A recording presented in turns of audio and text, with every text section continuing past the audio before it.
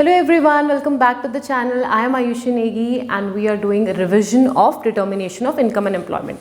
So आज भी हम रिवाइज करेंगे एक नया topic with the help of question. Let's see what's the question. Give two approaches for determining equilibrium. आपको कितनी अप्रोच बतानी है? दो अप्रोचेस बतानी है for determining equilibrium. देखो whenever a question comes, try to understand it, और अगर आप उसे समझोगे तभी आपको पता लग पाएगा वो किस चैप्टर से। देखो इक्विलिब्रियम हम कौन से चैप्टर में पढ़ रहे हैं? Determination of income and employment. Question में सिर्फ इतना गिवन है, determining equilibrium. So this determining equilibrium means what? This means that you have to determine the equilibrium level, you have to determine the equilibrium level of your income. And income ही से क्या होता है? Output, and output से ही क्या होता है? Employment, right? That means question में सिर्फ डिटरमाइनिंग इक्विलिब्रियम था, but you have to understand कि क्या डिटरमाइन करना है। With this you have to determine the equilibrium level of income. It may be income, it may be output, it may be employment. So हम कहीं ना कहीं तो समझे, ये तो हमें डिटरमाइन करना ही है। साथ के साथ अप्रोचेस कितनी है? Two approaches. सो हमें एकदम से क्लिक होना चाहिए that we have studied this in determination of income and employment. कौन कौन सी दो अप्रोचेस थी? एक था आपका AD and AS approach, and another one was saving and investment approach, right? ये दो अप्रोचेस थी। अब इस क्वेश्चन की हेल्प से let's revise these two approaches. देखो अकॉर्डिंग टू किनीशियन थ्योरी, ये दिया ही कंसेप्ट सारा कीन्स ने है, तो थ्योरी क्या होगी? Keynesian theory. According to Keynesian theory, equilibrium is determined in terms of AD and AS. That means aggregate demand and aggregate supply. Now what is aggregate demand? Aggregate demand is your planned expenditure. ये आपका planned expenditure है, estimated expenditure है, तभी तो ये fluctuate कर जाता है ना? और AS क्या है आपका? It is your planned output कि सप्लायर सप्लाई कितना करेगा, he is planning it, estimation चल रहा है, ठीक है।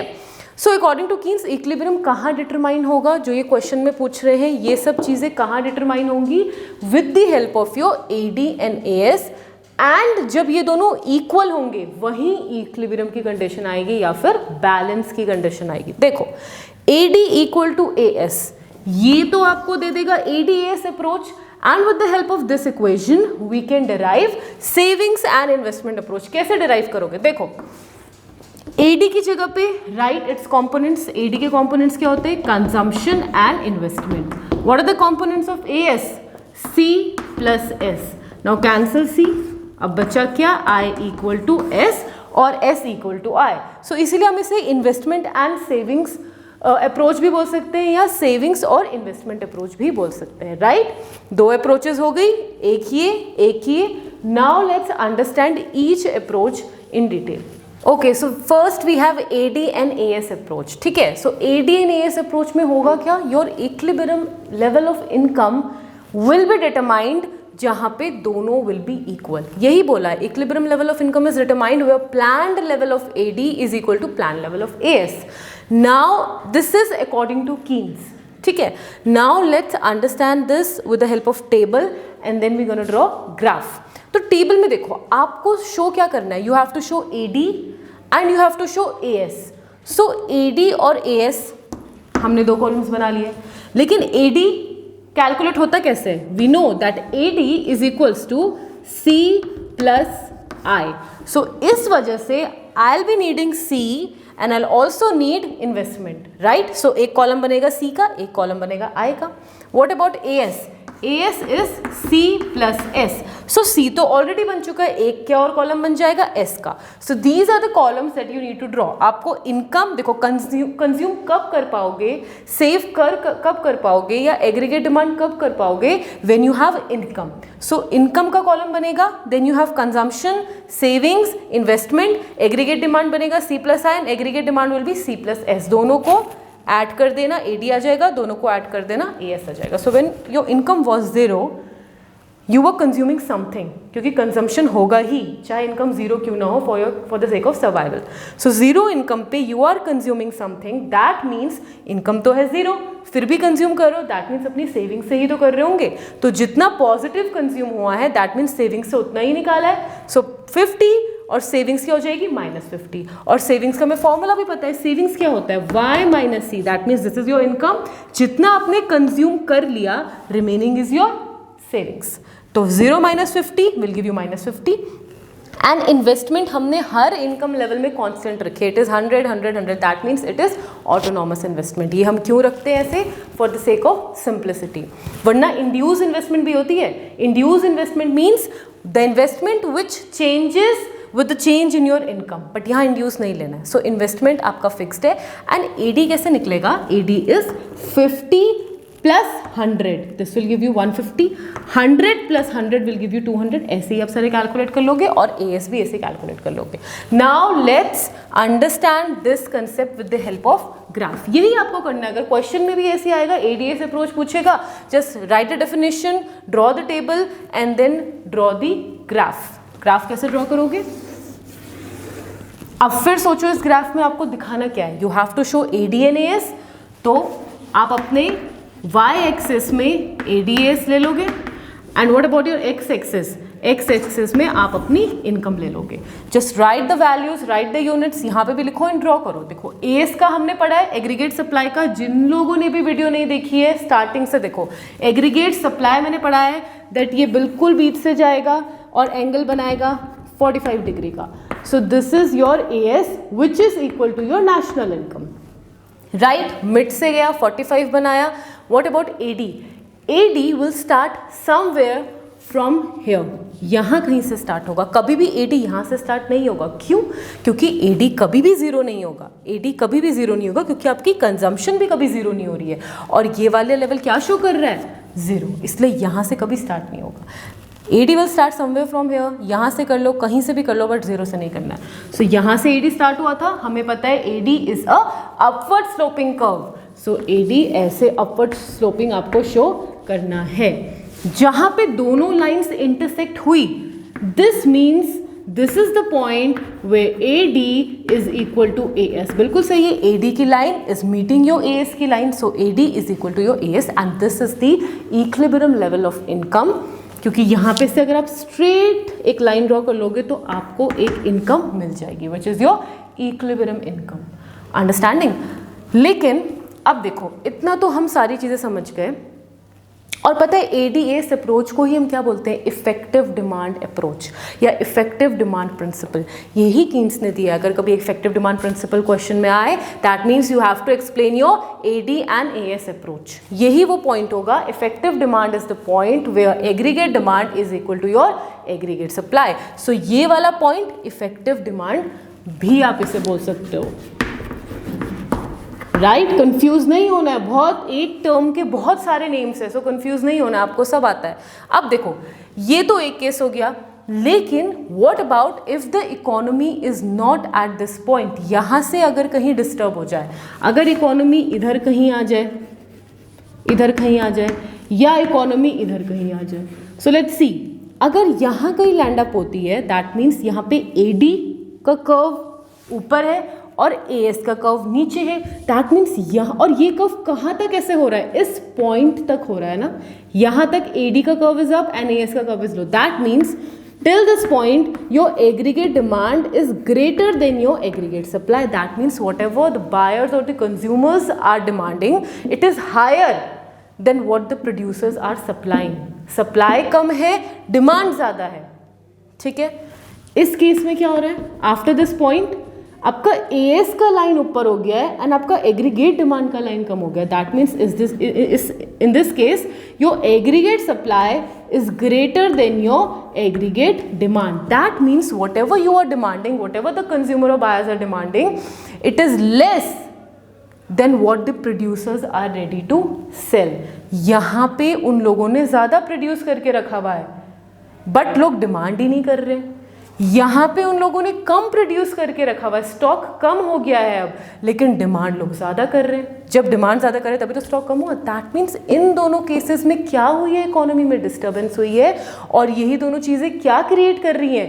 डिसइक्विलिब्रियम।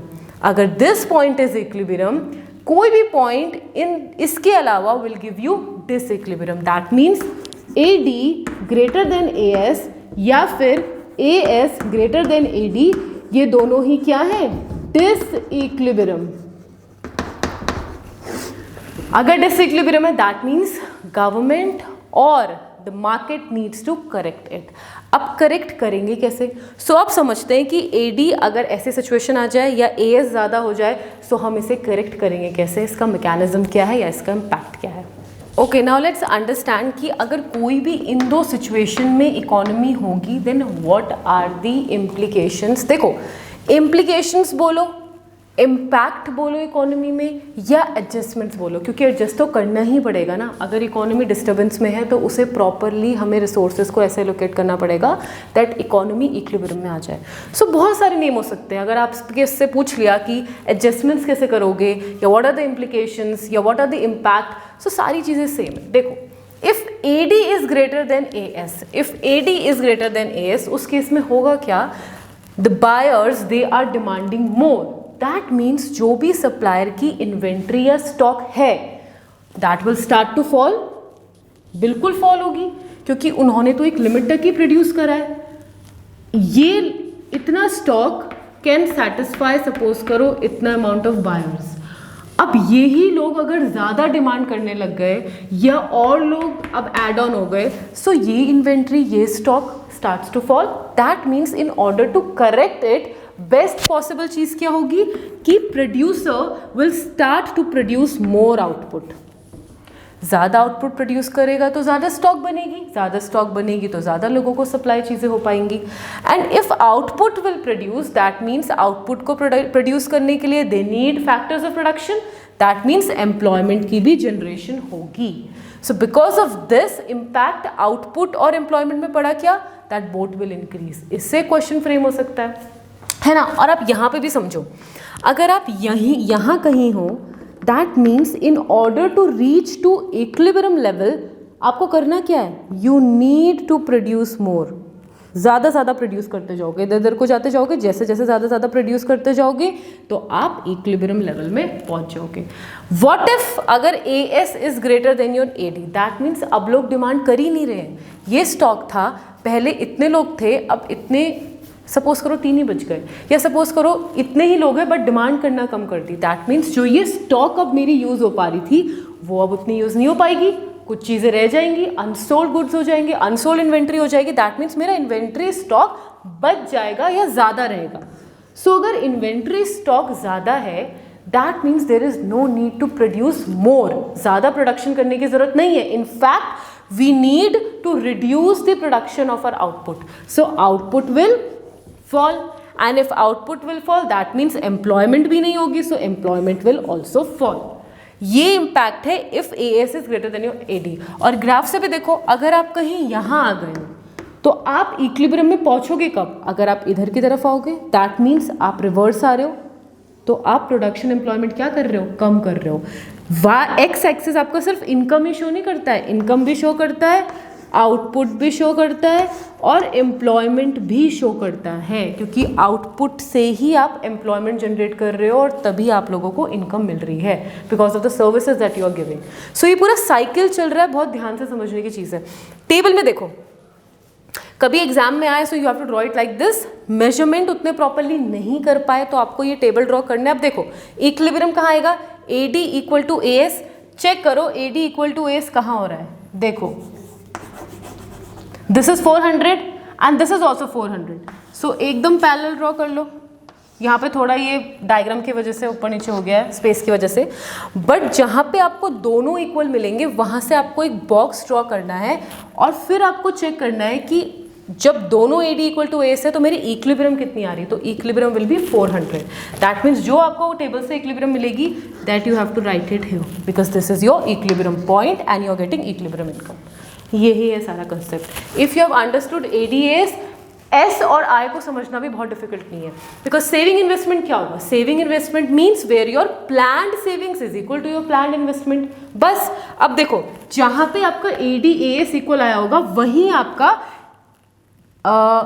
S और इन्वेस्टमेंट दोनों इक्वल आए होंगे। This is your S, this is your I, दोनों 100 हो रहे, दैट मीन्स फिर से कौन सा पॉइंट आ गया, 400। सो S और I के केस में भी यही होगा, लेकिन S और I के केस में ग्राफ थोड़ा डिफरेंट बनेगा। कैसे डिफरेंट बनेगा, अब आपको सेविंग्स और इन्वेस्टमेंट अप्रोच दिखाना है तो आपको कर्व में भी वही ड्रॉ करना पड़ेगा। You have to show savings and you have to show investments. कैसे शो करोगे? देखो, सेविंग्स हमारी नेगेटिव से शुरू होती है। वाई? क्योंकि हम कुछ कंज्यूम कर रहे होते हैं at zero level of income, because of which हमारी सेविंग्स नेगेटिव है, हम अपनी सेविंग्स में से निकाल रहे होते हैं। तो इसीलिए हमेशा सेविंग कर्व, ये जीरो है, जीरो से नीचे से ही स्टार्ट होगा। Somewhere it will start from here, market -50, जहाँ आपने जो टेबल में लिया है, ज़्यादा टेंशन लेने की बात नहीं, यहाँ से कर्व स्टार्ट होगा। And we know that saving curve is also an upward sloping curve. अब अपवर्ड स्लोपिंग कर्व क्यों होता है? This I have discussed. ये आपका सेविंग कर्व हो गया अपवर्ड स्लोपिंग, एस हमें मिल गया, and we need to show I also. Investment भी मैंने आपको बताया, इन्वेस्टमेंट सपोज करो this is 100, right, this is 100, and income level, यहाँ पे हम इनकम ले रहे हैं, सो इनकम लेवल हर बार ये 0 है, ये 100 होगा, this will be 200, this will be 300, this will be 400. So no matter what is your income, आपका investment is 100 only. That means एक हॉरिजॉन्टल लाइन आ जाएगी, 0 पे भी 100, 100 पे भी 100, 200, तो एक हॉरिजॉन्टल लाइन आएगी. अब देखो दोनों इंटरसेक्ट कर रहे हैं. This is your S, this is your I. So यही तो पॉइंट है where S is equals to I. That means this is your equilibrium point where you will get equilibrium level. ठीक है. एक चीज़ और, यहाँ पे कर्व थोड़ा डिस्टर्ब हो गया, लेकिन आप ढंग से बनाओगे then it will come. Proper graph paper में अगर आप बनाओगे देन आपको लगेगा जो आपका टेबल में आया है वहीं पे दोनों ये इंटरसेक्ट करेंगे. तो ग्राफ पेपर में प्रॉपरली बनाना, ठीक है, विद प्रॉपर मेजरमेंट्स. देखो यहाँ पे भी 2 केस आ गए, एक पॉइंट से नीचे, एक पॉइंट से ऊपर. अब चेक करो यहाँ पे क्या हो रहा है. This is your investment, this is your savings. So till here your investment is greater than your savings, and beyond this point saving curve is greater than your investment curve. That means यहाँ पे आप कर क्या रहे हो, यहाँ पे आप ज़्यादा इन्वेस्टमेंट कर रहे हो. If you are investing more, that means आप एक्सपेंडिचर ज़्यादा कर रहे हो, क्योंकि आप सेव तो कर ही नहीं रहे हो, तो आप इकोनॉमी में क्या कर रहे हो, पैसा लगा रहे हो. अगर आप एक्सपेंडिचर कर रहे हो that means you are demanding in a way. समझो, रिप्लेस करो चीज़ों को, तो ये वाला केस बनेगा. फिर से आपको एडजस्टमेंट्स, इम्प्लीकेशंस लिखने पड़ेंगे फॉर सेविंग एंड इन्वेस्टमेंट, जो बिल्कुल इसी की तरह होगा. अगर आप इन्वेस्ट ज़्यादा कर रहे हो, सेव कम कर रहे हो, दैट मीन्स आप डिमांड ज़्यादा कर रहे हो. डिमांड ज़्यादा कर रहे हो तो इन्वेंट्री स्टॉक आपका कम हो जाएगा, आउटपुट और एम्प्लॉयमेंट अप हो जाएगा. If you are saving more than your income, that means अब आप खर्चा कर ही नहीं रहे हो. खर्चा कर ही नहीं रहे हो दैट मीन्स आप डिमांड कम कर रहे हो. डिमांड कम कर रहे हो तो सप्लाई ज़्यादा हो रही होगी. सो यहाँ पे AS इक्वल टू AD, फिर से क्या हो जाएगा, इन्वेंट्री स्टॉक अब ज़्यादा रह जाएगा, आउटपुट एम्प्लॉयमेंट डिक्रीज हो जाएगा. सो यही सारी चीज़ें हैं. एंड अब एक चीज़ इसमें मेरे को और आपको एक्सप्लेन करनी है, and then we are done with this chapter. ये चैप्टर हमारा पूरा रिवाइज हो चुका है, ध्यान से पढ़ो, समझो. उसके बाद कल I will start with national income. National income का रिविजन कर लेंगे and then will move to government budget. So अभी एक और चीज़ इसमें हमारी रहती है, and if you have any queries regarding this chapter you can write it in the comment box. जो भी डाउट होंगे हम उसे दोबारा लेंगे. Till then, keep smiling, keep studying, and if you like the video, please hit the like button and subscribe to the channel.